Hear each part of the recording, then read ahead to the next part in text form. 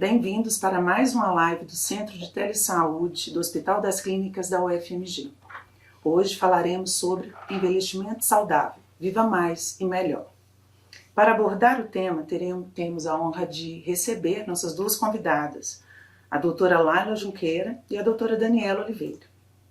Iniciaremos com a fala da doutora Laila Carina Ferreira Lodi Junqueira, geriatra, titulada pela Sociedade Brasileira de Geriatria e Gerontologia, com especialização em geriatria pela Feluma no Hospital Mater Dei, residência em clínica médica no Hospital Odilon Beres, graduação em medicina pela UFMG, membro da diretoria da Sociedade Brasileira de Geriatria e Gerontologia, sócia fundadora da Believe, assistência especializada na saúde dos idosos. Doutora Laila, bem-vinda. Eu gostaria de agradecer pela oportunidade de estar aqui com vocês no Centro de Telesaúde, falando de um tema tão importante que é o envelhecimento saudável.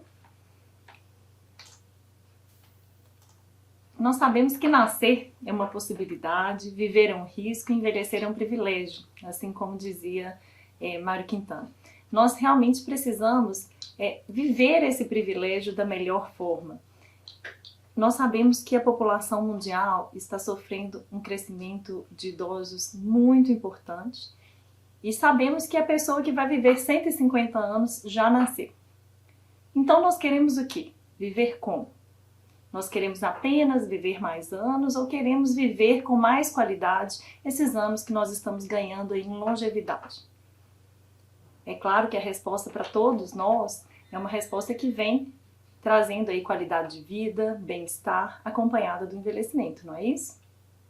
Só que isso é um desafio. O envelhecimento da população mundial é um envelhecimento muito heterogêneo. Esse gráfico aqui nos mostra como está a perspectiva de envelhecimento da população mundial, e aí dividido por continentes, né? E eu circulei aí o que seria na América Latina, né? E no Caribe, que somos nós representados aí, esse crescimento de 2020 a 2050, mostrando como nós estamos aí numa curva ascendente, né? Nós vamos praticamente passar aí para aproximadamente 20% da população do nosso país e do nosso continente vai ser aí de pessoas com mais de 80 anos. Pensem no desafio que é isso. Nós somos um país que está envelhecendo rapidamente, um continente envelhecendo rapidamente, sem a estrutura adequada para que isso aconteça. Mas como nós sabemos que isso está acontecendo, nós estamos tendo tempo, possibilidade agora de nos organizarmos para que esse envelhecimento seja o melhor possível, para que a população receba as condições que tem que receber. O continente europeu ele já vem envelhecendo de uma forma lenta e gradual há mais tempo do que nós, né? Então a gente percebe aí nessa curva em azul escuro, esse é o continente europeu e eles estão já mais adaptados para isso. Então nós temos muito a aprender, estamos aprendendo com iniciativas que vêm aí de outras populações, do histórico deles, mas a gente precisa se organizar. Baseado nisso, nessa necessidade de organização e de preparação, nós temos pontuado no nosso país, e com o apoio da OPAS e da OMS, quais são as estratégias que nós precisamos adotar para que o envelhecimento da população seja realmente saudável, para que nós possamos envelhecer com qualidade, adicionando aí conforme o lema da década saudável, de envelhecimento saudável que a OMS propôs, de 2021 a 2030, que nós possamos adicionar vida aos anos. Queremos sim envelhecer, mas queremos envelhecer bem, com qualidade. Então, nós sabemos que isso exige não só de um indivíduo, existe da sociedade, existem estratégias políticas, econômicas, estratégias públicas e privadas que possam atender às múltiplas necessidades das pessoas em envelhecimento. Nós precisamos que os governos interajam, os profissionais, os setores acadêmicos, as instituições de ensino, o setor privado, porque nós queremos sim melhorar a vida das pessoas, a vida das famílias, a vida das comunidades, para que esse envelhecimento venha da melhor forma possível e com menos impacto. A OMS define aí para a gente nesse documento que o envelhecimento saudável é esse processo de desenvolver e manter a capacidade funcional que vai possibilitar o bem-estar na velhice. E o que é a capacidade funcional? Né? A capacidade funcional é aquilo que resulta ali da capacidade intrínseca, que é a combinação das capacidades físicas, mentais e entre a interação com o ambiente, que é determinado pelas condições físicas, pelas condições sociais e políticas. Então, nós precisamos pensar no conceito de saudável muito mais amplo do que só a ausência de doença. A ausência de doença só não é ser saudável. E também ter doenças não quer dizer que você não é saudável. Né? A forma como cada uma dessas questões vai impactar na sua vida, na sua qualidade de vida e que você vai gerir essas situações é que determina se você vai estar saudável ou não. Ainda seguindo nas proposições deste documento, que é muito interessante, que vale a pena que todos leiam, eu coloquei ao final aí a referência, a OMS, em a parceria com a OPAS, propõe para o continente latino-americano, que está envelhecendo de forma semelhante, com desafios semelhantes, 4 áreas de ação. E aí nós vamos ver um pouquinho de cada uma delas. A primeira área de ação é mudar a forma como nós pensamos, nós sentimos e nós agimos em relação ao envelhecimento. Sabe aquele conceito de etarismo que está muito na mídia atualmente, em que as pessoas estão abordando isso, né? Que o preconceito, a discriminação em relação à pessoa idosa, a pessoa que tem mais de 60 anos, é uma forma muito negativa, né? O preconceito ele traz aí uma perda de qualidade de vida, piora de humor, piora de capacidade dos idosos e gera muitas restrições, aumentando aí as dificuldades que as pessoas já envelhecidas têm para poder organizar aí o seu dia a dia e vivenciar o seu dia a dia de uma forma mais produtiva e saudável. Né? Nós percebemos muitas vezes no próprio campo de trabalho, né? A pessoa tem a capacidade para poder executar uma função, para exercer uma tarefa e muitas vezes ela não pode executar porque ela é velha demais para aquele cargo. Então nós precisamos lidar com esses conceitos, revisar esses conceitos, né? As pessoas hoje estão envelhecendo de uma forma, com a possibilidade de envelhecer de uma forma muito mais saudável, com muitas competências e capazes de serem produtivas ativamente no mercado de trabalho por muito mais tempo do que antigamente. Então, nós como sociedade precisamos reconhecer esse potencial, investir nesse potencial, né? Porque isso realmente, tanto para o indivíduo como para a sociedade, é de um valor muito grande. Então nós precisamos repensar a forma como cada um de nós, como a sociedade, enxerga o envelhecimento. Baseado nessa necessidade também, foi proposta uma convenção interamericana sobre a proteção dos direitos humanos das pessoas idosas. E ele vem reforçar a importância de valorizar a independência, estimular a autonomia das pessoas idosas, fortalecer o consentimento daquele indivíduo em relação à saúde, consentimento informado em relação à própria saúde, o reconhecimento igualitário do idoso perante a lei, a seguridade social, o direito à acessibilidade, o direito à mobilidade e ainda outros direitos fundamentais. Então, quando a gente fala que o envelhecimento da população requer uma sustentação política e da sociedade como um todo, a gente tem que pensar, os direitos estão garantidos? A pessoa com alguma limitação, com alguma alteração de mobilidade, de marcha, ou de audição, ou de visão, ela tem o mesmo direito que outra que não tem de frequentar a sociedade, todos os espaços? Claro que tem, mas isso está garantido? Né? Realmente esse direito dela está protegido por todas as instâncias? Isso está em construção e nós precisamos exigir e fortalecer isso, né? A segunda área de ação é a garantia que as comunidades promovam as capacidades das pessoas idosas, né? Fortalecendo isso que eu acabei de falar, um pouquinho conectando com o anterior, né? Então, se a gente para de ter preconceito, aceita que o idoso está ativo, está funcional e é capaz de produzir e tem o direito de usufruir de todos os benefícios e contribuir com a sociedade da mesma forma, nós temos que garantir essa condição. E aí vem essa segunda área de ação, que é promover essa capacidade mesmo. E dentro dessa iniciativa tem a rede global da OMS para as cidades e comunidades que são amigas das pessoas idosas. Nesse contexto, está sendo ampliado pelo mundo as cidades que são ligadas a essa rede global de amigas da pessoa idosa. São cidades e são regiões que estimulam as oportunidades de participação dos idosos, o envelhecer saudável, o viver sem medo da discriminação e da pobreza. Porque a gente sabe que com o envelhecimento a tendência é a renda daquela pessoa diminuir proporcionalmente, os custos aumentarem proporcionalmente e a pessoa muitas vezes precisar, ao mesmo tempo, ter mais gastos com a saúde, cuidar de outras pessoas da família que também envelheceram às vezes com incapacidade, e isso aumenta o custo daquele núcleo familiar, então muitas vezes a renda per capita ali naquele contexto vai reduzir.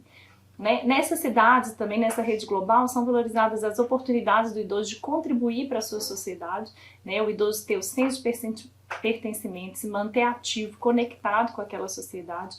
São regiões que estimulam a dignidade e a autonomia do idoso e tem políticas, serviços e ambiente e estrutura adequada para as pessoas envelhecidas. A terceira área de atuação é nós entregarmos serviços de cuidados integrados e de atenção primária à saúde, centrados na pessoa, na necessidade daquele indivíduo que seja adequado à pessoa idosa.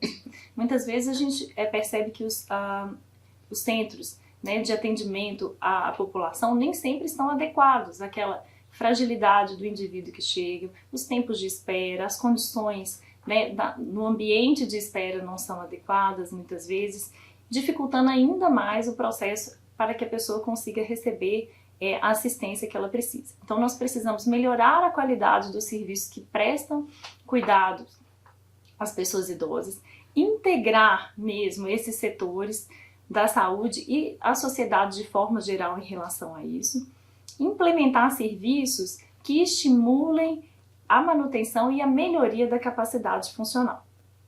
Né? Então nós precisamos pensar, olha, o serviço que eu ofereço, o cuidado que eu ofereço, ele permite que a pessoa seja e faça aquilo que ela valoriza, aquilo que é importante para ela, e é isso que a gente tem que tentar. Né? E essa atuação é focada nisso, é uma estratégia para a gente enxergar essa importância. A quarta área de atuação é o cuidado de longo prazo. Envelhecer, muitas vezes, vai ser acompanhado, não necessariamente, mas muitas vezes pode ser acompanhado por limitação física ou limitação mental, que vai levar a um prejuízo da capacidade de autocuidado, a um prejuízo na capacidade de participar na sociedade. E para isso vai surgir aí a necessidade de cuidadores. Né? Isso, no mundo todo, quem são os principais cuidadores? São os familiares, e principalmente as mulheres daquele núcleo familiar. Quando a gente pensa que essas pessoas vão cuidar, elas vão deixar de exercer outras funções. E elas vão passar ali a assumir uma função que muitas vezes ela nem estava treinada para isso. Então, dentro dessa estratégia, propõe-se a capacitação, inclusive, dos cuidadores, mesmo dos cuidadores informais, dos cuidadores familiares ou amigos. Porque esse grupo é a rede de apoio que muitas vezes vai cuidar e apoiar ali aquela pessoa que está precisando de auxílio. Além disso, nós sabemos que existe a síndrome, né, da sobrecarga do cuidador, que é o quê? Aquela pessoa que vive em função ou que tem uma carga diária e semanal dedicada a cuidar de um ente querido, muitas vezes ela vai ser sobrecarregada, ela vai ter pouco tempo para cuidar de si mesma. Existe uma exaustão física e mental que a sociedade precisa reconhecer isso. Né? Essa pessoa está exercendo um papel de cuidador, então ela precisa também ser cuidada pela sociedade, pelo governo, e como é isso? Existem até alguns questionamentos de políticas de apoio financeiro ao cuidador, aquela pessoa que cuida de alguém da família. Né? Então a sociedade que enxerga o envelhecimento e as demandas que o envelhecimento podem trazer tem que se preparar para isso também. A pessoa vai deixar de trabalhar para cuidar de alguém, vai deixar de ter uma renda própria, então o governo de alguma forma vai retribuir. Né? Existem alguns países em que a pessoa recebe um período de férias mesmo e ali o governo envia para a casa dela um cuidador capacitado, treinado para que aquele cuidador familiar possa ir ter um período de descanso, porque é reconhecido a necessidade. Então as sociedades que fazem isso já são sociedades amadurecidas em relação a posicionamento, em relação ao envelhecimento, e é nesse caminho que nós temos que nos preparar para que a gente atinja lá em 2050, quando a gente tiver 20% da população muito idosa, a gente esteja cuidando melhor de toda a população que envelheceu. Dentro desse contexto, e aqui vale a pena lembrar, que hoje, nesse mês, né, e nesse ano, a gente está comemorando aí 20 anos do Estatuto do Idoso, né? É um estatuto que vem falar aí sobre os direitos dos idosos, né? Os benefícios que os idosos e que as pessoas com mais de 60 anos têm no nosso país, garantidos por lei, que muitas vezes não são reconhecidos. E eu convido vocês também a entrarem nas referências e terem acesso ao conteúdo todo. Aqui eu coloquei alguns pontos só que chamam a atenção, que são benefícios garantidos, né? Mas que muitas vezes a gente não vê eles sendo respeitados nem pelas instituições, nem pelas pessoas que estão ali usando, e que vale a pena, sim, todos nós lutarmos para que isso aconteça, né? Então, se a gente percebe alguém que poderia gozar daquele direito não estando recebendo, a gente deve se esforçar para que aquele direito daquele idoso seja garantido, né? Então, as filas de atendimento preferencial, o benefício assistencial mesmo para os idosos que não têm nenhuma outra renda, né? Então, eles têm direito a um salário mínimo, direito em vagas em estacionamento, transporte público garantido. E tem uma outra questão, que é a prioridade que os idosos têm, né, para aquisição de casa própria, né, e moradia, isso aí em todo o projeto de extensão. Então, são algumas curiosidades, mas vale a pena vocês terem acesso ao conteúdo todo. E a gente sabe que o Estatuto do Idoso, ele já precisa de ser atualizado em vários pontos, mas ele é aí um grande ponto de partida, que a gente pensar que é o primeiro que a gente tem no nosso país, e está comemorando aí 20 anos. E existe uma dúvida, né? O envelhecimento saudável, ele depende apenas da genética? A gente percebe, tem famílias longevas. Quando a gente começa a lidar muito com idosos, a gente percebe que tem núcleos familiares que tem pessoas com 90, 100 anos, que as pessoas, a família fala, morreu de quê? Morreu, porque estava muito velho. Porque a história da família era essa, né? Das pessoas viverem muito. Então, antigamente nem sabiam aí o motivo. Mas exatamente é só disso que depende? A gente sabe que a genética tem uma influência, mas não é toda a influência. A genética vai interferir em apenas 25%. 75% da qualidade do envelhecimento está associado à forma como você vive, aos seus hábitos de vida, que você vai ter ao longo da sua vida, que você vai cultivar.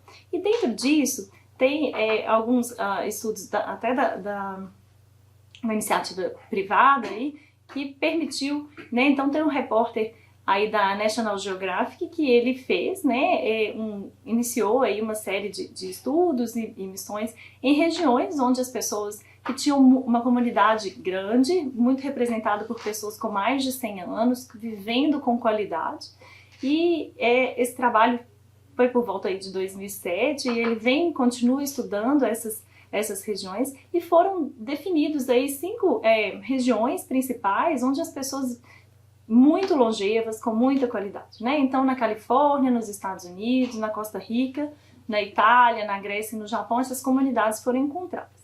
E aí, essas comunidades, essas pessoas foram estudadas detalhadamente por um grupo composto por vários especialistas diferentes da área da gerontologia, da sociologia, e eles perceberam que essas pessoas, elas tinham, as pessoas dessa comunidade tinham um padrão comum, elas se assemelhavam em várias coisas. E o que é? Né? Então, nesse contexto, após vários estudos, eles reconheceram que essas pessoas cultivavam, dentre vários hábitos, 9 hábitos muito semelhantes, e que trouxeram para elas a capacidade de envelhecer mais, viver mais e com mais qualidade, né? Essas pessoas, de forma geral, moram em locais que as estimulam a serem ativas fisicamente. Elas fazem grande parte das ações dela do dia a dia, caminhando, sem usar outros meios de transporte, né? Que não a própria caminhada. Elas são ativas, elas fazem várias coisas ao longo do dia. Elas têm um propósito de vida, elas tem algo maior que as conduz, que as motiva a acordar, a viver aquele dia, a se dedicar, a produzir. Elas são imbuídas desse propósito. Elas têm estratégias no dia a dia para redução de estresse, seja um encontro com um amigo, tomar um café com uma pessoa, seja ouvir uma música, mas todas elas demonstravam esse padrão de ter estratégias incluídas no dia a dia para diminuir o nível de estresse, para desacelerar. Em relação à alimentação, chama a atenção que a alimentação dessas pessoas, de forma geral, é muito baseada em plantas, em frutas, em vegetais, com pouca quantidade de carne, mas não a ausência de carne, nada de produtos industrializados praticamente. E além disso, um outro critério, as pessoas nunca se alimentavam até ficar completamente saciadas. Elas tinham o hábito de alimentar até satisfazer mais ou menos 80% ali do que seria a fome dessa pessoa. Então ela não ficava completamente satisfeita. Outro hábito, e que aí depois a gente pode conversar em separado sobre ele, é de tomar 1 ou 2 doses de vinho às refeições, usualmente nas refeições ou acompanhada de algum amigo, fazendo dali também um momento social, né? Não mais do que isso. Outros hábitos muito importantes demonstrados por essas populações têm a ver com a conexão. Essas pessoas procuram se vincular e se ligar a grupos que tenham hábitos saudáveis como os delas também. Então, porque a gente sabe que os hábitos, de forma geral, estimulam. Quando você está num grupo que tem certos hábitos, você tende a seguir aqueles hábitos. Então, procurar se conectar com pessoas que tenham hábitos saudáveis, que sejam aqueles hábitos que você quer cultivar, geralmente vai te trazer melhores resultados, e esses grupos das Blue Zones perceberam isso. As pessoas, além disso, elas dedicavam grande parte do dia a dia delas às pessoas queridas, aos amigos, aos familiares. Isso traz um senso de valor, sentido para a vida, deixa a pessoa, de forma geral, mais satisfeita, mais feliz, né? E compartilhar as experiências ali do dia a dia.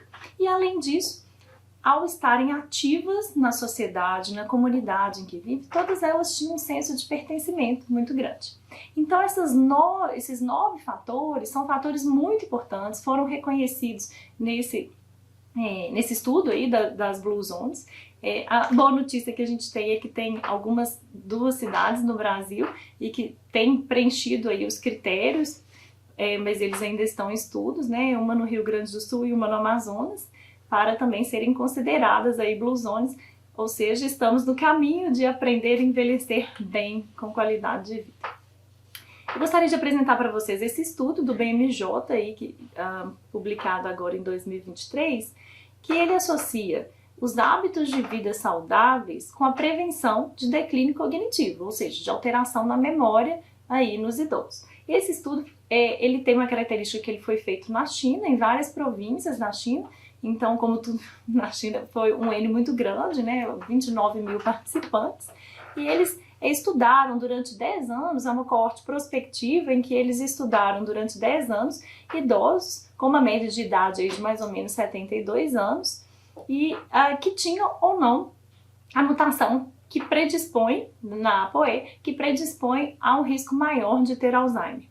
E foi muito interessante que eles observaram nessas pessoas e avaliaram 6 critérios específicos. Como que era a alimentação dessa pessoa, e eles definiram que seria alimentação saudável. Eles avaliaram a prática de exercício dessas pessoas, regular de exercício físico, e definiram como sendo o ideal ali 150 minutos de atividade física de moderada intensidade por semana, né? Ou 75 minutos de alta intensidade durante uma semana. O outro critério era a pessoa ser ativa socialmente, ter contato social frequente, pelo menos, e isso eles chamaram de 2 vezes na semana. O outro critério, o quarto critério, é o indivíduo que ser ativo cognitivamente, né? E cognitivamente, que é aquela pessoa que está conectada, faz os pagamentos, gere sua vida financeira, ele é capaz de ler um livro e definir ali, né, o que leu, fazer uma sinopse, jogar jogos que que requiram ali uma capacidade intelectual, né, de estratégia, a pessoa não fumar e nunca ter bebido bebida alcoólica. Dentre esses 6 fatores, eles avaliaram a presença ou a ausência deles nesse grupo estudado e viram como que essas pessoas evoluíram aí ao longo dos 10 anos em relação à capacidade cognitiva. As pessoas que tinham 4 a 6 desses 6 fatores foram consideradas com perfil favorável.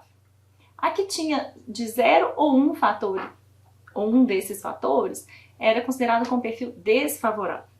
E 2 ou 3 ficava ali na média. O que eles perceberam ao longo de 10 anos? Que mesmo para aquelas pessoas que tinham a mutação genética predispondo aí, o gene predispondo aí para a ocorrência de Alzheimer, mesmo se elas tivessem essa característica, quando elas combinavam a presença desses 4 a 6 fatores no perfil de saúde mais favorável, o risco delas desenvolverem alterações da memória ou cognitivas em 10 anos era bem menor do que aquelas pessoas que tinham 0 ou 1 fatores só de proteção aí de estilo de vida saudável.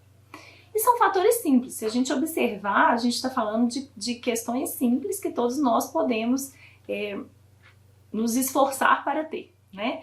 4 desses 6 critérios, possivelmente todos nós conseguimos ter. Isso é uma forma de nos dedicar aí, não só para a questão da memória, que foi o que o estudo provou, mas para outras questões que a gente vai ver mais adiante.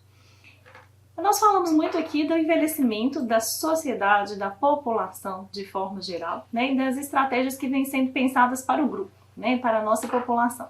Mas cada um de nós tem que fazer o seu próprio esforço e pensar como é que eu quero envelhecer. O que eu estou cultivando? Como que eu estou me dedicando para a minha saúde, para que eu possa, caso eu viva 90, 100 anos, ou seja, a pessoa que vai viver 150 anos, como que eu estou me dedicando para eu chegar nesse momento da minha vida? Como que eu quero estar em termos de produção física e mental nesse contexto? O investimento tem que ser agora. Eu posso ter 30, 40, 20, 10, 50, 60, 70, 80. Eu posso começar agora com 80 a querer cultivar que os próximos anos sejam melhores. Sempre é tempo de começar. Sempre é tempo da gente instaurar mudanças na nossa rotina, no nosso dia a dia, porque é isso que vai fazer diferença. Cuidar bem hoje. Se você não tem doença nenhuma, cuide bem na sua prevenção. Vacine, faça atividade física, tenha hábitos de vida saudáveis. Se você já tem alguma doença, não tem problema, controle bem. A gente tem muitos recursos hoje em dia para cuidar bem, para que aquela doença não progrida, não te traga repercussões, para que você possa viver muito bem os próximos anos e décadas que você tiver.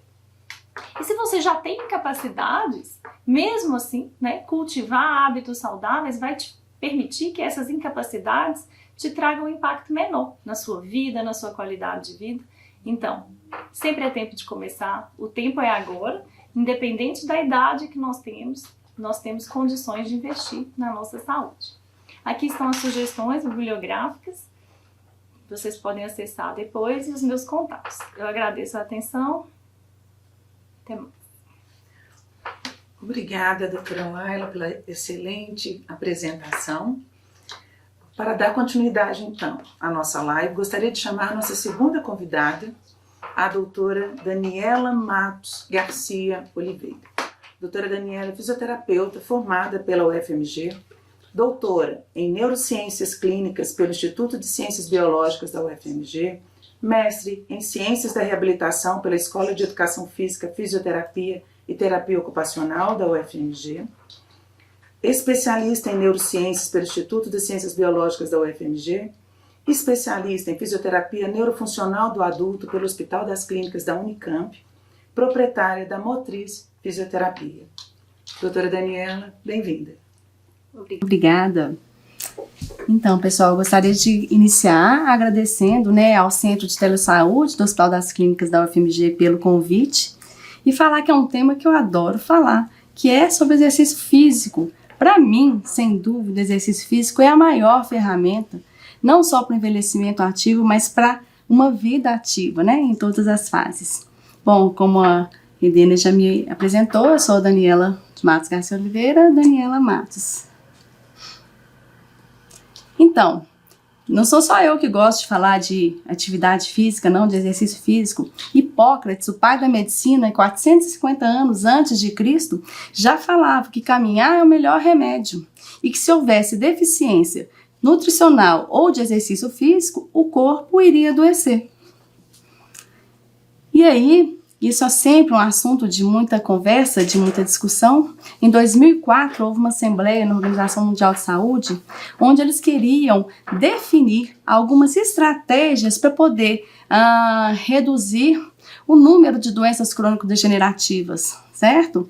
E aí, essa estratégia definiu que talvez fosse importante definir alguns valores sobre dieta, atividade física e saúde humana, e definiu alguns fatores que talvez fossem responsáveis pelo aumento das doenças crônico-degenerativas. O que são essas doenças? A gente está falando de hipertensão arterial, dislipidemia, diabetes mellitus, obesidade, dentre outras, né, que a gente conhece, mas também o aumento da ocorrência de mortes súbitas e o aumento da incapacidade física. E nessa assembleia eles definiram alguns fatores, tais como uma dieta inadequada, uso de tabaco e níveis reduzidos de atividade física.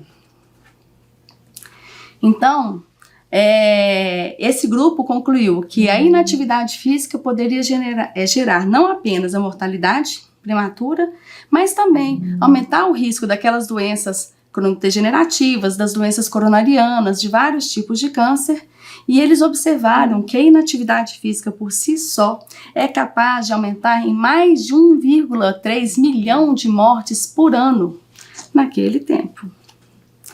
Então, eles definiram alguns níveis para atividade física, ou pensando na inatividade, né, para atividade física.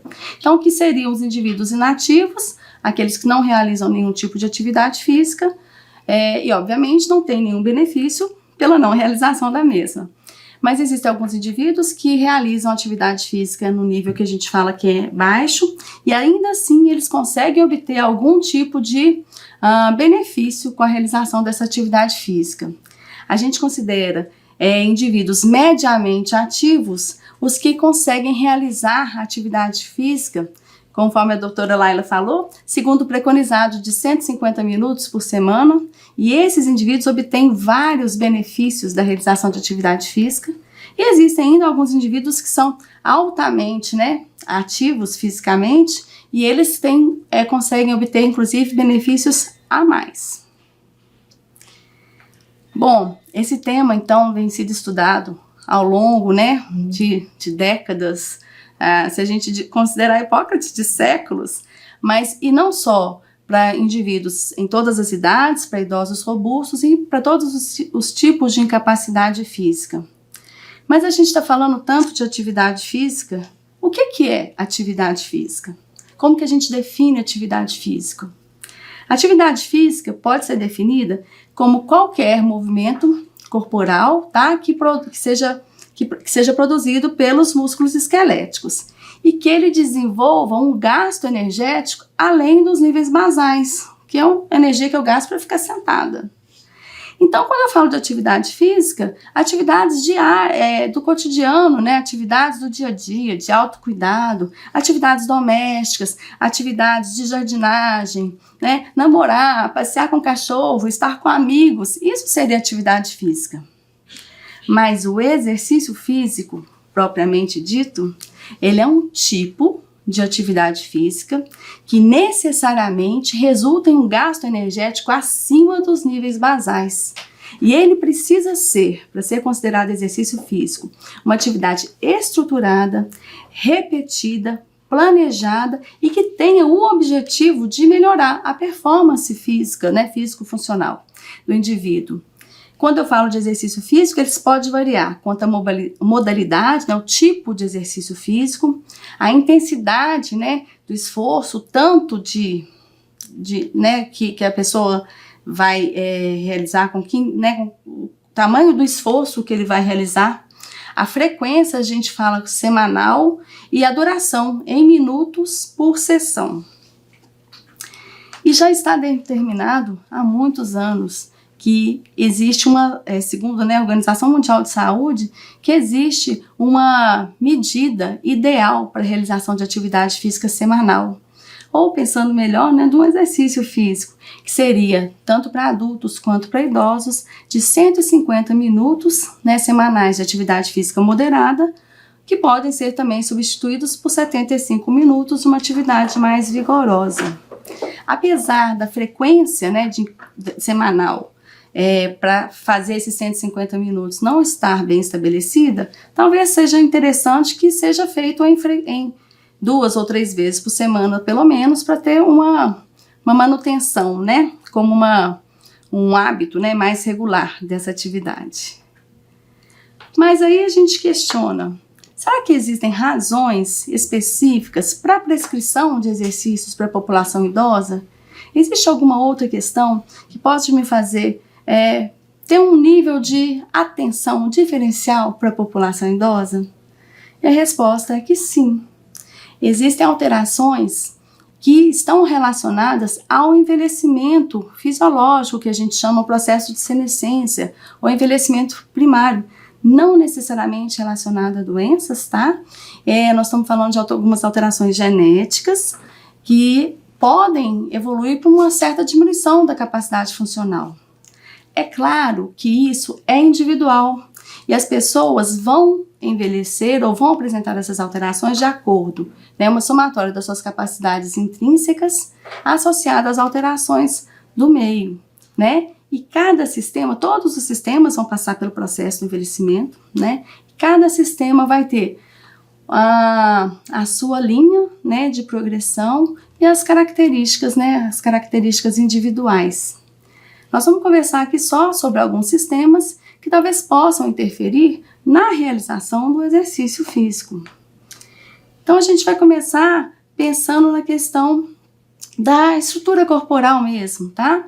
A partir dos 40 anos, o indivíduo pode perder de 1 a 3 centímetros, né, de estatura por década e provavelmente está associado com alterações crônico-degenerativas ali no disco, um disco intervertebral, né, que tem entre as vértebras da coluna, por questões de desidratação e também por alterações do colágeno, que tem uma parte dele, né, que tem uma estrutura mais fibrosa. Além disso, existe uma tendência ao centro de massa do indivíduo se anteriorizar um pouco, o que provavelmente causa algumas alterações posturais. Então, não é incomum a gente ver idosos e talvez mais idosas com um aumento da curvatura, né, torácica, que é essa região aqui entre os ombros, né, com um ser um pouco mais aumentado. Bom, além disso, existe uma alteração na porcentagem de gordura corporal que aumenta um pouco, de 15% para 30% com o envelhecimento. Bom, a função cardiorrespiratória também pode ficar prejudicada e principalmente durante o esforço, o indivíduo não ter a mesma capacidade da manutenção ou do controle adequado da frequência cardíaca, né, durante o exercício, além da gente saber que a prevalência, né, da hipertensão arterial sistêmica é maior em idosos, porque existe um certo enrijecimento das paredes, né, arteriais. A função respiratória também pode ser afetada, porque pode existir uma fraqueza da musculatura respiratória associada a um enrijecimento da caixa torácica, que pode alterar as funções daqueles volumes, né, inspiratórios e expiratórios e alterar um pouco essa biomecânica respiratória durante atividades de esforço, não necessariamente o exercício. As questões osteoarticulares acho que são até de um conhecimento maior, né, da população. Por exemplo, a cartilagem, a gente sabe que ela vai ficando menos resistente, menos estável, mais facilmente, né, degenerável. Então a gente sabe que pode acontecer aquele processo que é chamado de osteoartrite ou osteoartrose, que é a degeneração cartilar, da cartilagem. Além disso, a gente conhece as alterações ósseas. O osso, ele tende a ficar com umas lacunas, umas cavidades maiores, né? E alguns ossos, inclusive, ficarem mais finos. Então, associado a isso, a gente vai ter uma diminuição da quantidade de cálcio, que que inicialmente seria a osteopenia, que pode evoluir para uma osteoporose. Os músculos também vão sofrer alterações com o processo do envelhecimento. A gente tem um pico de geração de força aos 25 anos, 30 anos de idade. E a partir de então, se nada for feito, né, gente, obviamente, a gente pode ter uma perda gradual dessa força muscular. Então, com o envelhecimento até os 80 anos, vai haver perda, não só da quantidade do volume do músculo, né, quantidade de fibras, o tamanho dessas fibras, mas também alterações, inclusive, no nível da inervação dessas fibras, né, porque o sistema nervoso vai inervar os músculos para haver a contração. Então, algumas unidades motoras vão ficar, né, com uma função diferenciada, vai haver substituição de tipos de fibras, e em alguns casos, esse processo de perda, né, de força, porque quando a gente perde a musculatura, a gente vai perdendo força também associado, né, no geral. A quantidade dessa perda de força e de massa muscular associada à idade pode chegar a níveis mais críticos e desenvolver uma doença que chama sarcopenia, que é uma desordem progressiva, que inclusive pode levar a limitações funcionais mais significativas. É importante também a gente falar de algumas questões com relação a alterações imunológicas que podem acontecer com o envelhecimento. Bom, nós somos inflamados, né? Queiramos ou não, e as atitudes que a gente toma no dia a dia vão controlar melhor ou mais ou menos essa questão. Então, o que a gente sabe é que com o processo de envelhecimento fisiológico existe um aumento de 2 a 4 vezes de alguns mediadores inflamatórios no organismo, e isso a gente dá o nome de imunossenescência, né, em inglês, né, do inflammaging. E esses fatores já estão, né, comprovadamente associados com o aumento de doenças crônico-degenerativas, com alguns outros problemas que podem acontecer no processo do envelhecimento. Mas vamos parar de falar de coisa, né, de processos, né, ruins. E como é que a gente vai falar, então, como é que o exercício pode modificar isso? Quais tipos de exercícios poderiam ser prescritos e o que a gente tem de evidência na literatura? Bom, existe uma referência importante quando a gente fala de prescrição de atividade física, que é um guideline americano, tá? O último nem é tão recente assim, mas já é a 2ª edição, que fala da prescrição de exercícios ao longo da vida. E o 5º capítulo desse guideline vai falar da prescrição de exercícios para idosos. E aí eles chegam a algumas conclusões que eu acho que seria legal para a gente discutir aqui. A primeira conclusão, que não serve apenas para idosos, mas também para indivíduos adultos, é a importância da gente movimentar mais e ficar menos tempo sentado, né, ao longo do dia. Isso foi intensificado, né, pela pandemia. Esse guidelines também reforça aquela questão dos 150 minutos de atividade física, né, mínimos, né, durante a semana. Vai reforçar também da importância de fazer exercícios de fortalecimento muscular associados, né, dentro desses 150 minutos. E para os idosos, eles incluem a importância de realizar alguns exercícios que a gente chama de multicomponentes ou multimodais. A gente vai conversar um pouquinho, né, à frente aqui sobre eles. Mas também da importância de o idoso realizar a atividade de acordo com seu nível de atividade física inicial, respeitando a presença de algumas doenças crônico-degenerativas ou até a presença de algum nível de incapacidade. Mas independente disso, a atividade física é prescrita e deve ser realizada de acordo com as possibilidades individuais. Bem, existem vários estudos falando sobre exercício aeróbico, né, para indivíduos idosos.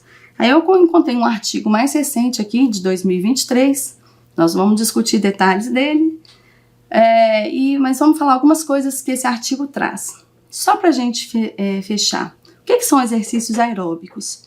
O exercício aeróbico tem que ser esse exercício que é feito numa intensidade, com uma repetição, e ele é capaz de aumentar a frequência cardíaca, a frequência respiratória.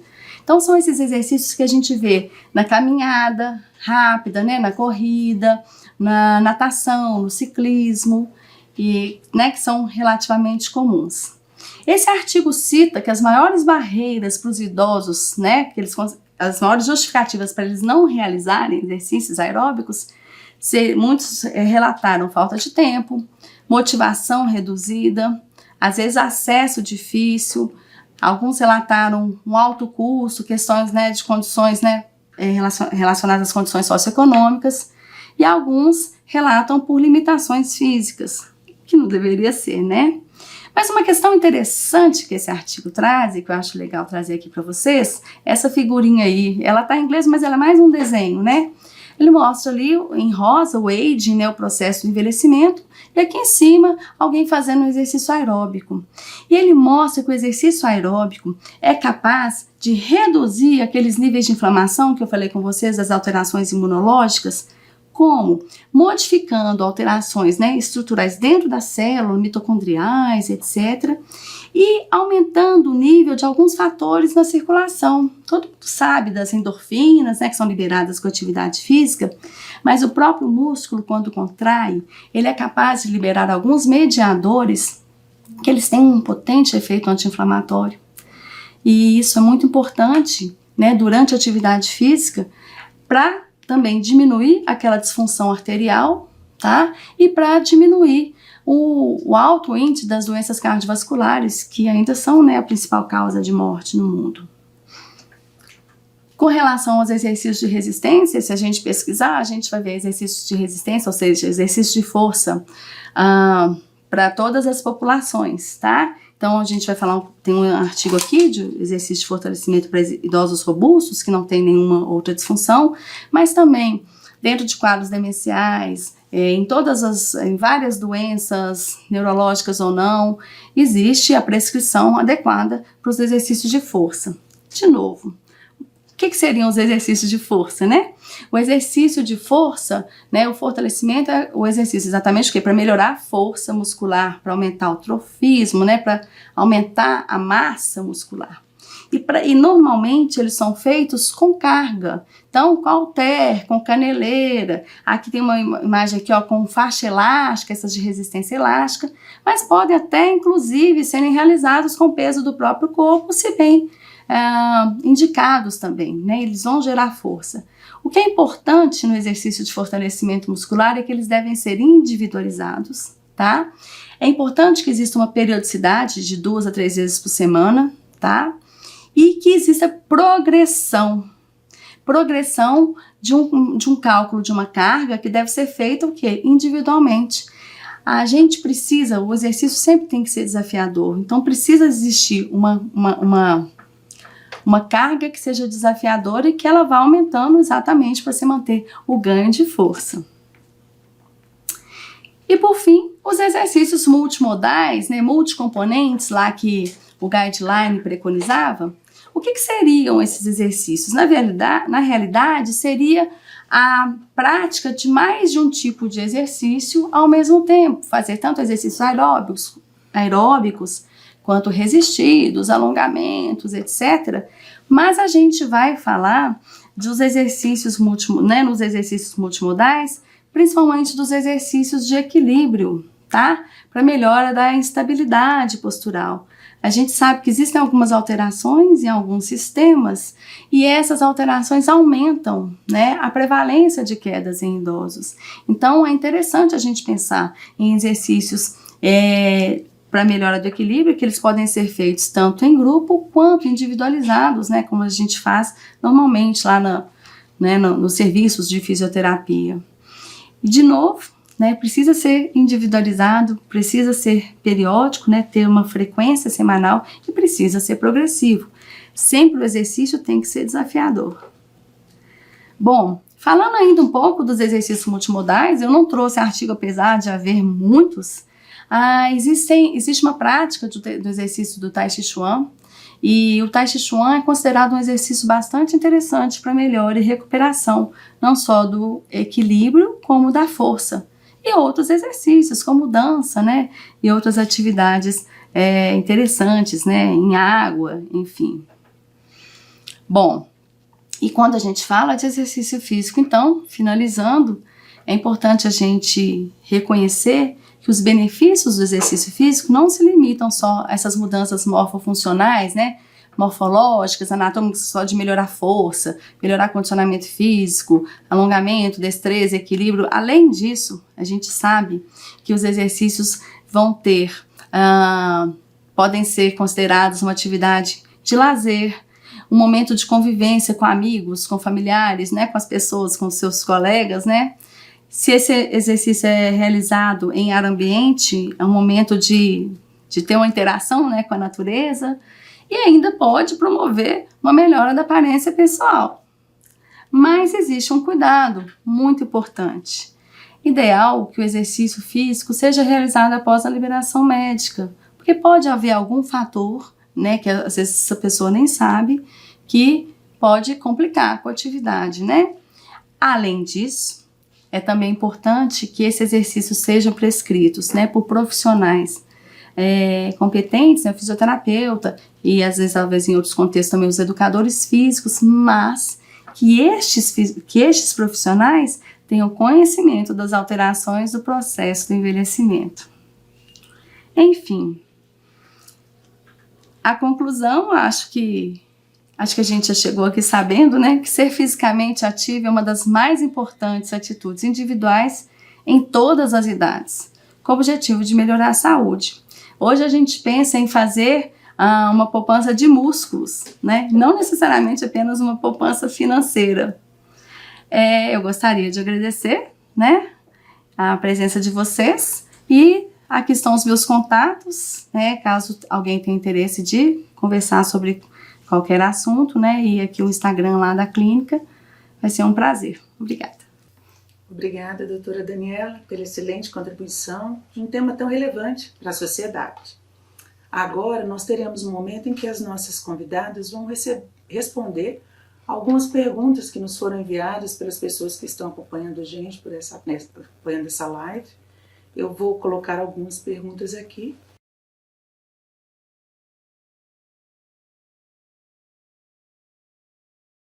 A gestão do cuidado de um familiar, né, de um membro daquele núcleo que está passando por um processo de dependência, onde ele não consegue mais se autocuidar, realmente exige que a gente crie ali uma rede de apoio.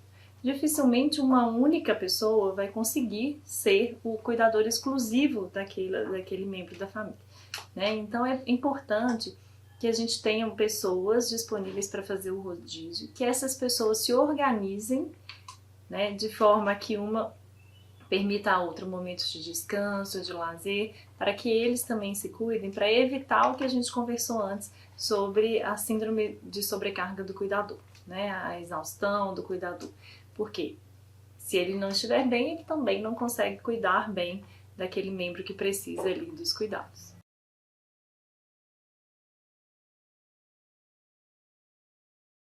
Importante, né? Se a gente está treinando equilíbrio, a última coisa que a gente pode pensar é na queda. Então, pensando num treino domiciliar e pensando nos sistemas de equilíbrio, a gente tem algumas estratégias para melhorar o equilíbrio, né? Melhorando a força, a gente melhora o equilíbrio, melhorando a mobilidade de algumas articulações, principalmente do tornozelo, a gente, né, pode melhorar o equilíbrio. Então, assim, é importante que os exercícios de fortalecimento sejam feitos próximos a um local seguro, como por exemplo, segurando eles na janela ou, né, ao lado da mesa, onde você pode fazer o exercício em pé, por exemplo, exercícios de fortalecimento não só do quadril ou de ficar na ponta do pé, fortalecimento da panturrilha, é importante a gente fazer em pé, mas próximo ao lugar que possa segurar. Alguns exercícios também, o ideal é que todos os exercícios sejam feitos num lugar que o piso não seja escorregadio, tá? E que tenha um espaço para, caso seja necessário, de apoio. À medida que for melhorando, provavelmente esse apoio vai ser menos necessário.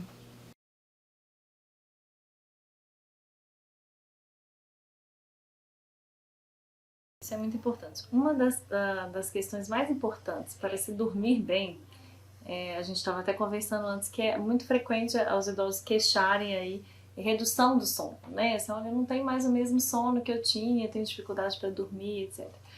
uma das principais estratégias é ver como que está o nível de atividade daquele idoso durante o dia, né? Muitas vezes a pessoa passa o dia todo sentada, cochilando, assistindo um jornal, uma televisão e cochilando. Então ela tem um gasto muito baixo, ela não vai ter, né, o corpo não vai estar cansado o suficiente para que à noite realmente precise dormir. E muitas vezes a pessoa cochilou durante o dia. Então, primeira coisa, melhorar o nível de atividade durante o dia, ter mais tarefas, organizar a rotina para ter uma rotina mais estruturada, evitar cochilos durante o dia, porque a gente sabe que a gente tem uma necessidade de sono. Se eu dormir, mesmo que picado, várias vezes ao dia, um pouquinho, à noite, esse período vai descontar do sono da noite, o sono já não vai ser tão profundo, vai ser um sono mais leve, a pessoa vai ter uma tendência maior a despertar com qualquer questão que a incomodar, seja vontade de urinar, seja um pequeno ruído, então tudo vai fazer com que o sono superficialize mais e ela acorde. Outra coisa é evitar bebidas estimulantes, né, ao longo do dia.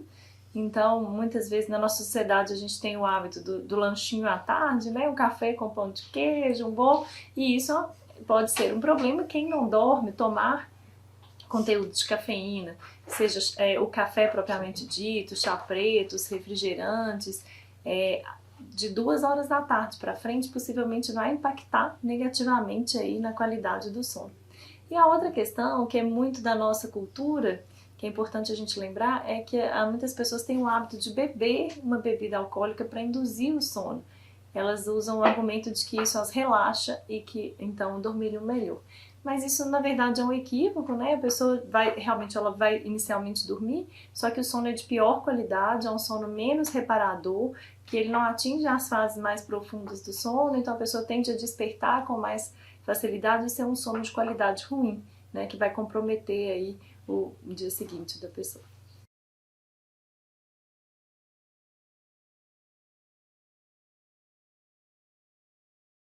Pode e é indicado é diferente, né? Assim, a hidroginástica ela sempre tem benefícios, né? No sentido de, às vezes, se a pessoa tem dor, uma queixa articular, normalmente a temperatura das piscinas é um pouco mais aquecida. A própria questão do equilíbrio, né? A gente sabe que a força hidrostática, além de melhorar a edema, ajuda a manter mais bem posicionado na piscina. Então, assim, ela é interessante. Mas para a osteoporose, propriamente dito, o que a gente precisa é de exercício fora da piscina. A gente precisa de exercício com carga mesmo, com caneleira, e exercício com descarga de peso. Então, assim, se a pessoa adora fazer atividade na piscina, não tem contraindicação no sentido de pensar num hobby e que, obviamente, tem benefícios, mas para pensar na questão da osteoporose, a gente precisa de carga, tá? A sobrecarga muscular muda, né? A gente fala que tem um efeito, chama um efeito piezoelétrico, altera a balancinha de absorção, de fabricação e reabsorção óssea e aumenta a absorção de cálcio pelos ossos. Então, é importante a força, a estratégia de fazer exercício de força, tá? Fora da piscina e de preferência com carga e descarga de peso também é importante. Ok.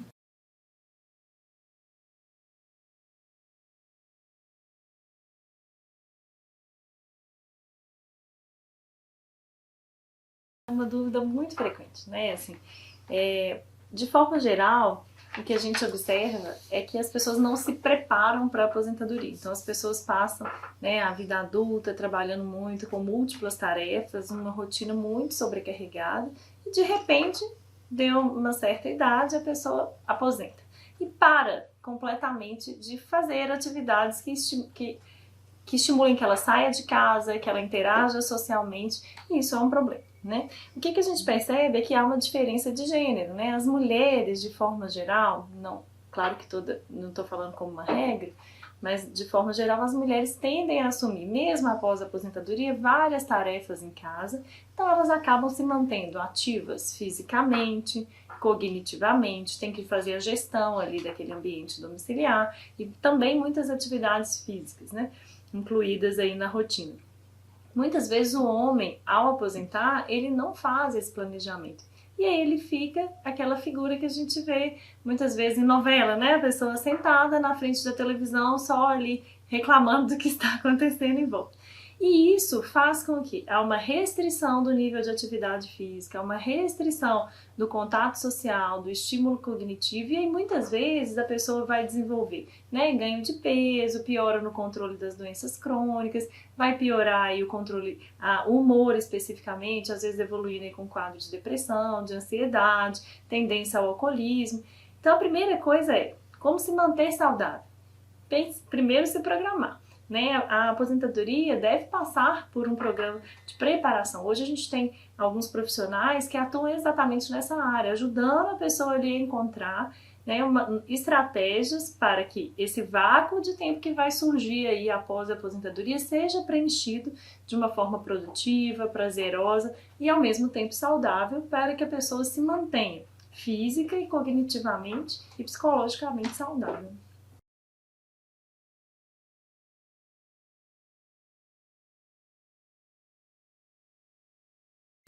Eu nunca li nenhum artigo específico sobre isso, mas o problema do uso de aparelhos constantes é você conseguir sair desses aparelhos para poder ter motivação para fazer outras coisas, né?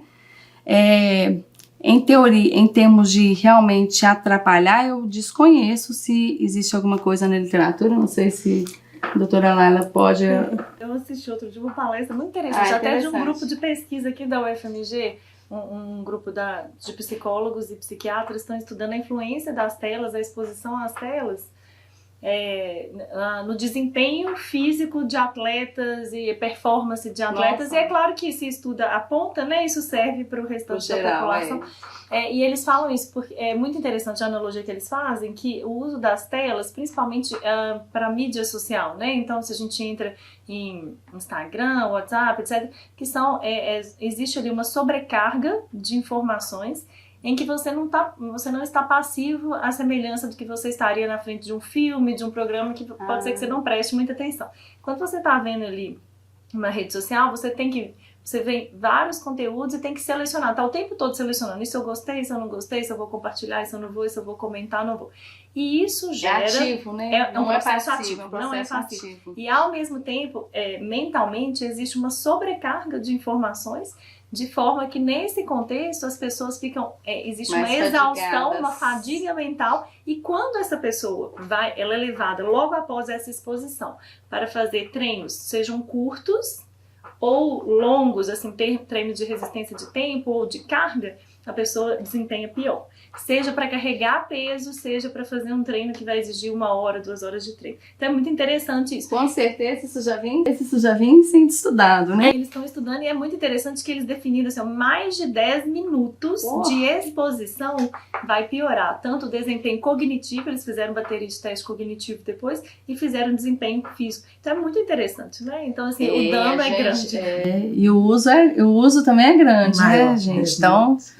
provavelmente maior que 10 minutos para quase todo mundo. Bom, então tá respondido.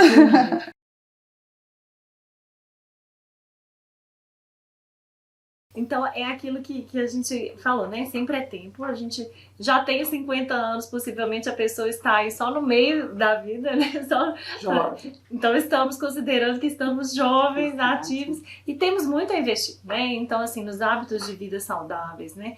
Na alimentação, reduzir aí a ingestão de ultraprocessados, de alimentos industrializados, priorizar alimentos, né, in natura mesmo. Isso realmente a gente já sabe por N motivos, né? Seja para controle de doença cardíaca, para controle de risco de câncer, para risco cerebral, né, toxicidade cerebral, isso tem um papel muito bom. Evitar, né, drogas em geral, ilícitas, álcool, cigarro, vape, o que tem, que isso também a gente já tem informação do dano mesmo que isso traz para a saúde, né?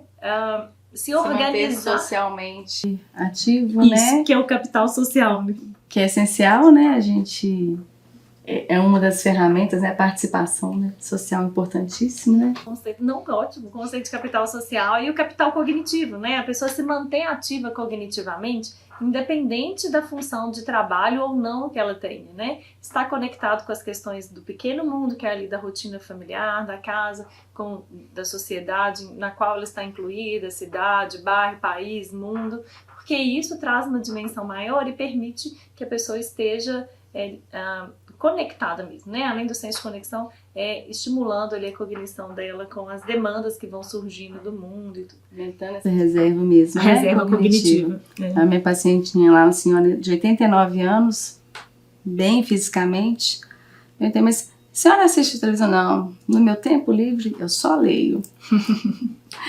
Tá aí, né? A dica. Agora, uma coisa que a gente não pode deixar de falar e que é uma situação que às vezes é romantizada, né? Assim, que a gente não precisa preocupar com a questão financeira. E é um problema, né? Para envelhecer bem, a gente precisa ter a tranquilidade de que a questão financeira não vai ser um impedimento para que você tenha o acesso que você precise, tanto né, às atividades, às práticas de exercício, quanto às terapias que porventura você precise, aos tratamentos e também para o lazer, para que você tenha no mínimo não uma preocupação excessiva relacionada à questão financeira. Então isso também faz parte do planejamento de vida saudável, do envelhecer saudável, se organizar do ponto de vista financeiro, entendendo que é uma fase que muitas vezes vão existir outros gastos e você tem que estar preparado para ele. E vamos só agradecer a presença de vocês a essa tarde tão enriquecedora, de tanta troca de conhecimento, de tanto isso, de quanta informação de qualidade, tá? Muito obrigada pela presença. Agradecer as pessoas que estão nos acompanhando no nosso canal e lembrando que se inscrevam no nosso canal, sigam as nossas redes, dessa maneira vocês não vão perder nenhum conteúdo e aguardo vocês na próxima.